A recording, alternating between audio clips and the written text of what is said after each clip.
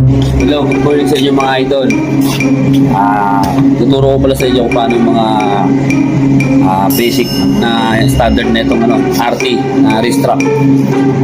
May lahat tayo, may idol, may fire extinguisher tayo naman for safety yan. Ay, napakamura lang sa merkado niyan. So pala, paano mag-tutorial na itong RT? Siyempre, kailangan yung pa nakatiin nakatapa ka sa sa pedal. Kasi hindi dari hanggat tulang hindi mo sa natatapakan.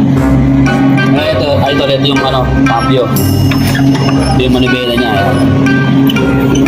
Sa side swing naman siya, side swing. Dito. At siyempre, ito yung lever niya.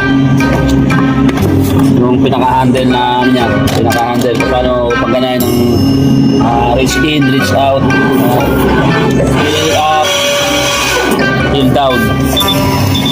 Ito, yung joints na to, idol, ayun yung mga reach out and reach in. Siyempre, may side swing yan, idol. May side swing. Shifter, yung mga shifter yan, idol. Ito yung reach out. Reach out, ito reach in. Heel up, heel down. Ayun, may shifter tayo ito, mga side swing. Side swing siya, left and right. Okay. Kailangan maging presenta ka, responsible operator ka para walang accident yung nangyayari sa'yo. Kasi ito, itong board na to, matalas yan.